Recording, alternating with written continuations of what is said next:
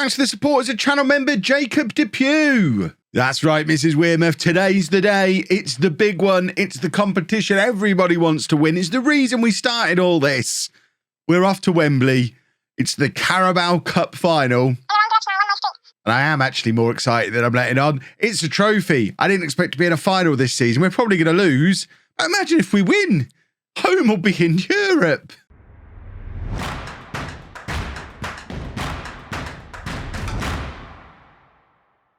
Hello, welcome to part 96 of Homegrown. I'm Kevin. Coming up on today's episode, we have the Carabao Cup final at Wembley against Liverpool. We're also away against Chelsea in the Premier League. Since you're last with me, we've actually been on a pretty rotten run of form.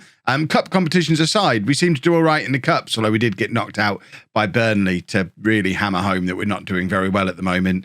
But we are on a run of five or six games without a win in the Premier League now. We're not in free fall.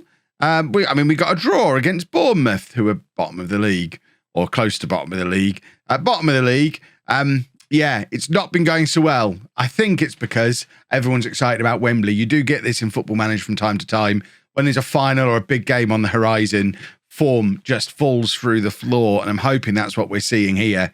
And once we've got through this final and hopefully won it, we're not going to win it. We're playing Liverpool. But if we do manage to win it, or regardless, I just hope our form turns back around because we're not completely safe. 30 points on the board after 27 games, so 11 games to go. Realistically, we need another 3 wins minimum, probably. I mean, we're looking for 10 points. We're looking for that 40-point mark. 3 wins and a draw, that'd do nicely out of our final 11 games. It's a little bit worrying that the teams in the relegation zone seem to be closing the gap on us now. What was once an 11-point gap is now down to a 7-point gap. So we do need to sort ourselves out in the league ASAP, but that's not the concern for the first part of today's episode. The concern for now is the Carabao Cup final and trying to win it. And this is the team that we're sending to Wembley to try and do exactly that. We're going with Williams in goal, a back four of McCartan, Sir Harrison Davies playing in a major final at Wembley. Beautiful stuff. Barr and Nathan Curry, then Akani and Hodgkinson in midfield, Richardson, Robertson, Renan, then supporting Ali Basic up front. We've still got a few injury issues. Perozzi realistically wouldn't be playing. Sebastião probably would, though, to allow Renan to play on the left today because Ola Richards is suspended. But it does mean a Wembley start for Richardson, who has been in half-decent form. He does look like a very good player. Renan, once again, as ever, recovering from injury and not fully fit, but we're definitely going to be playing him because it's a Wembley final. The one question mark I have on the team is whether I should be starting Costabile or Ali Basic up front, but Costabile's been struggling a little bit for form in this little run that we've been on. So it might actually be time, and I know I've been talking about this for a few episodes now, but once we're back into the Premier League again after this and he's fully fit, it might be time for the final 10 games or so of the season to give Renan that run playing as our striker. Because Ali Basic and Costabile are both, they've had long, hard seasons and they're struggling a little bit. Costabile's in double figures. 13 goals in his first season in the Premier League when he's not been a regular starter. That's not too bad. But Ali Basic, I think, only has 5. And Renan always looks threatening when he is playing up front. And that's not the start we had in mind. We did play Liverpool in the league in our last game and we lost 2-0 and we never really looked like we were going to threaten them. So I think we're probably going to get just a replay of that in this final. And it's a little bit worrying to see us already a goal down because our only hope, I think, was if it stays tight and we nick a goal late on. I don't think we're likely to get back into it from 1-0 down inside the first 10 minutes. You never know. Perhaps Liverpool will take their foot off the pedal. That's the one thing we can hope for, I guess. If Liverpool decide, yeah, we beat you last week. Now we're beating you again. Job done. Let's not worry about it anymore. If they get complacent, we might have a chance. But I'm not getting my hopes up. We're just here for the experience. Europa League next year would ruin us. Second season syndrome in the Premier League is hard enough without having to mix Europa League fixtures into it as well. So it's probably for the best that we lose today. Let's try and put a silver lining on things. We don't want to have to play in Europe next year. And Akani definitely doesn't. He's just given away such a clumsy penalty that didn't need to happen. There's just there is no way he needed to make that challenge just there like that. The Liverpool player was faced away from the goal, moving in the wrong direction. Just let him keep going. He's running it out for a goal kick. But Akani's charging in there, clattering into him, and it's 2-0 to Liverpool before half-time. And we've had a good run. I mean, it's been nice getting to a Wembley final, but it's going to be a little bit longer before we win a Wembley final, I think. And realistically, I don't think there's anything I could have done about this. This has been it's been the story of our season, really. Whenever we play against any of the bigger, better teams, we do get absolutely battered. The only reason we've got as many points as we have is because we've done pretty well against the teams in the bottom half of the table, which, I mean, I guess is fair enough. You wouldn't expect us to come up and beat the bigger, better teams. And we're certainly not close to the level of a team like Liverpool at the moment. I mean, they're littered with FM21 wonder kids. We've got Jonathan Akani in our central midfield as our playmaker. That, I think, is the significant difference between these two sides. They've got Camavinga, we've got Akani. Liverpool on the attack again, and now Nathan Curry's given away a penalty. I mean, there's struggling in a Wembley final, and then there's completely self-combusting. It's totally self-inflicted. We've given away 2 penalties, for goodness sake. Their heads are gone. The pressure, the occasion of it all, they are not ready for this level of football yet, clearly, because we're going to get a red card in a minute because it's a final and it's Football Manager, and that's how it works. We've given away 2 penalties. The red card's coming, and then Renan will go off injured on 70 minutes because it's just the way it's going to be. Oh, Williams has hesitated there, and he's ended up making a very good save, but if he'd have just come out and collected it, he wouldn't have had to have made the save. But in the end, he's actually made himself look good, as he often does. Harrison Davies playing it forward, just lumping it forward, really looking for Ali Bassick, and it's not the kind of ball Ali Bassick is going to be able to do anything with. Curry can't get the tackle in again, and Williams once again making the save. And I think we do need to, I mean, I was going to say we need to change some things, but whatever we do isn't going to make a difference to the outcome of the game. So maybe there's not so much point. Perhaps take Renan off because he's not fully fit. Oh, he's done pretty well there and played it into the path of Richardson, who is charging down this left-hand side. A goal here gives us the tiniest sliver of hope, and we've got a free kick in a pretty dangerous area, but not dangerous enough for it to warrant a highlight, apparently, which is story of the match, really, isn't it? Oh dear, we've not had a shot on target.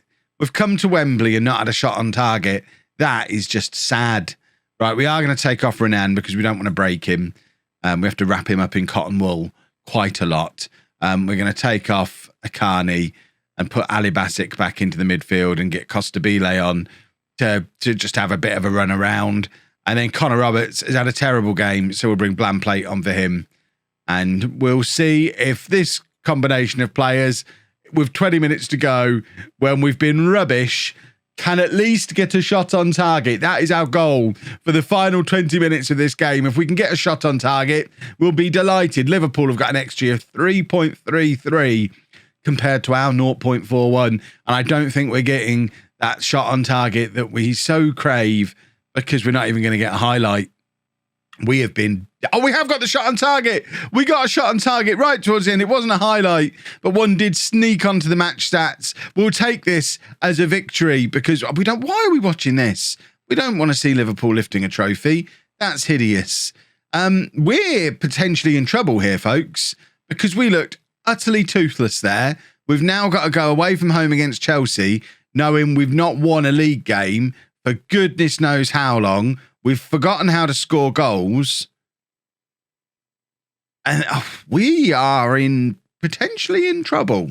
Right, as we're not scoring goals anyway, and in an attempt to stop the rot, and we're going back to a 4-3-3. We've not used one for a little while. We're still doing a gegenpress with a positive instruction, because why not? It's what we do. But we're trying to kind of do a halfway house thing. Really, it's a way to get Zapata into the team ahead of Connor Roberts. So that's the thinking. Little bit of a change in shape.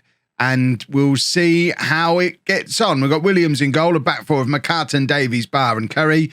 Zapata then sitting in front of Akani and Hodgkinson, and then Richardson and Renan supporting Costabile up front. Ali Basic's picked up an injury, so he's not going to be able to be involved for the next month or so. This is going to be a tricky game because it's away against Chelsea, so we're supposed to lose.